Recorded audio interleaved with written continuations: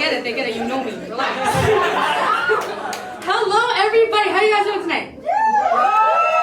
Awesome. I'm really glad that you guys all came out, especially in the midst of a global pandemic. Like, that takes a lot. Shout out to you guys. A round of applause for you.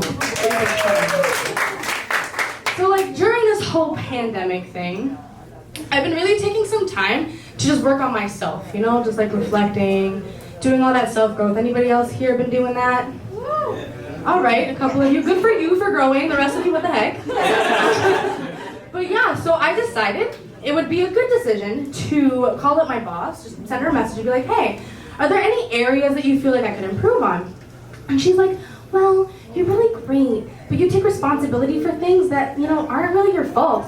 And I'm like, oh my gosh, it's totally my fault for taking responsibility for things that aren't my fault. That is so my bad. I am so sorry.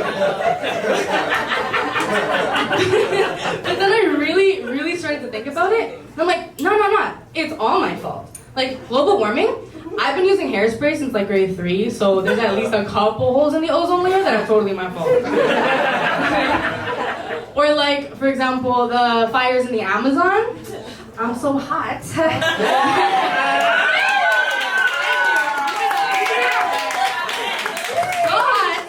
that I walk by the trees and they just lit on fire. Corona, I coughed like 3 times back in January and look at where we are now. It's everywhere. I don't even, like, what is this thing? But, and then she followed up by texting me saying, oh, also, another thing that I think that you should improve on is, you know, you don't really put yourself out there enough. It's almost like you're too afraid of failure to try. And I'm like, whoa. Pause. Not trying isn't such a bad thing, you know? You don't try, you don't fail. You don't fail, you don't disappoint anybody, you don't disappoint yourself, you know? As a matter of fact, the reason that I'm here today is because my parents didn't try to use protection when they slept together and failed. I popped out. So, you know, it has its benefits. Like, I really like it. Anytime I feel like I'm going to fail, I like immediately stop what I'm doing. Like, for example, I did a year of university, and I failed almost every course, and they sent me a letter. Why are you cheering for that? Like, all those getting an education, you better get it. Me, I was just not cut out for it. But yeah, so I almost failed every single class, and they sent me a letter saying like, oh, if you don't get a 4.0, we're gonna kick you out. And I'm like, kick me out? I'm a dropout. Like, York, I beat you to it. Can't kick me out. It can't count as a failure if I did not finish, you know? Like, I stay winning. And guess what, York? Now, I am a grown woman who still lives with her parents. Yeah. Like, free rent, free home-cooked meals every day. If that's not winning, nope. I don't know what is. You know? Right? So, I am very afraid of failure, but what never fails is me getting followed around every time I go into a store. So like, it'll be Walmart, Ardeen, The Brick. Can someone please explain to me why I'm getting followed around in The Brick? Like, what you think I'm gonna do, walk out with a couch in my pocket? I already got a desk in there, so a couch definitely won't fit at this point. But yeah, like, while they're following me, you got Becky in the corner walking up with a full dining room set, 3 lamps, a bed. It's like, okay, so you're gonna focus on me, but you're not gonna look at Becky over there. Alright, cool. Another place I get followed, and ladies, please make some noise if this applies to you. I'll be walking down the street, and some guy will pull up real close in his car, and it's like, hey, yo, sexy! You wanna ride? It's like, has that pickup line, gentlemen, has that pickup line ever worked for any of you? Never! Thank you! Never, not once. Like, what do you expect me to do? Come chasing after your car? Like, unless you have a twist cone dipped in chocolate, I'm not running after you. The only car I chase is the ice cream truck, okay? Like,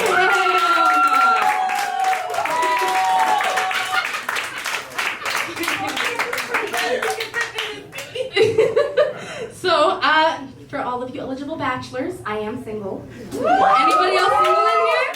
Raise your hands if you're single. Alright. Eligible bachelors, keep your hands up if you're ready to mingle. We going on a date after, because I'm tired. single, you know, it has its perks, it has its ups and downs, but it can get really lonely, you know? Really lonely. And loneliness can lead to depression. Have any of you guys ever tried to speak to your immigrant parents about depression? And how did that go? All I got was a face, you know it went bad.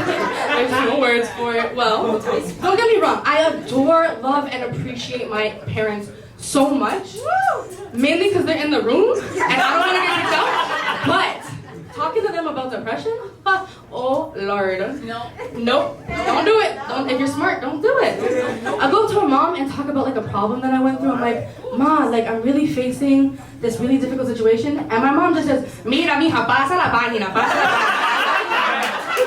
For those of you who don't speak Spanish, listen, mamita, turn the page, get over it, it's okay. I'll go up to her and be like, hey, yo, mom, like, they're laughing because they know it's true.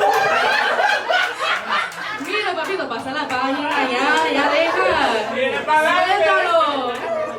But yeah, so I'll go up to my mom and be like, Mom, like I really think I'm depressed. She's like, no, Ebony, salte con eso. You are not depressed. You are dehydrated. Okay? Drink a little bit of water and taking a break. I know. And then I'm like, okay, but like, I'm also feeling really nervous and anxious, and I think I might be struggling with anxiety. Anxiety? No, mija. What happened is you were excited. You drink a little bit too much water and shake it too much? No te preocupes, mamita. Eso pasa, that will go away one day. So, obviously when I go through situations, I don't go to them. I'll go to my friends. So I'll call them up and be like, hey yo, are you busy right now? Like, I really want to just go get sushi. My friends will be like, oh yeah, for sure, I'll come pick you up in an hour. And I'm like, okay, awesome. What are you wearing? And they're just like, oh, just something casual, you know? Something really chill. I'm not gonna overdo it. Those are my friends laughing in the back because they know they rude. So I'm like, okay, cool. So I get dressed, I got my ripped jeans on, I got my oversized hoodie, I'm good. And then they walk up to my house all like, ready to go? And it's like, why do you look like you're dressed for the Oscars? We're getting sushi. Like, what is this? Head to toe, honestly, the audacity. Head to toe looking beautiful. And I'm out here with a giant ketchup stain right here on my pants that has been around longer than any of my ex-boyfriends. So, like, so loyal, this ketchup stain. Sometimes I can hear it talk to me and be like, hey yo, baby, why you always trying to get rid of me, huh? You know I ain't going anywhere. I know you eat like a savage wolf, but I'm still here for you. I see you trying to cheat on me with mayo. It ain't gonna stick around like I do. Baby, I'm a mess. My past is stained. But you know, I will always be here for you. Always. I'm like, damn, ketchup. So hot. And that's pretty much as good as my love life gets. But you know, it's fine. All my friends nowadays are like coupling up, getting married, having children. Like, I'm not even a third wheel anymore, I'm just a spare tire. It's so bad. Like, at this rate, by the time I'm 35, I'm gonna be a unicycle. Like, I'm just riding solo. But yes, I actually have to go on a date with a gentleman in the back who raised his hand, so thank you.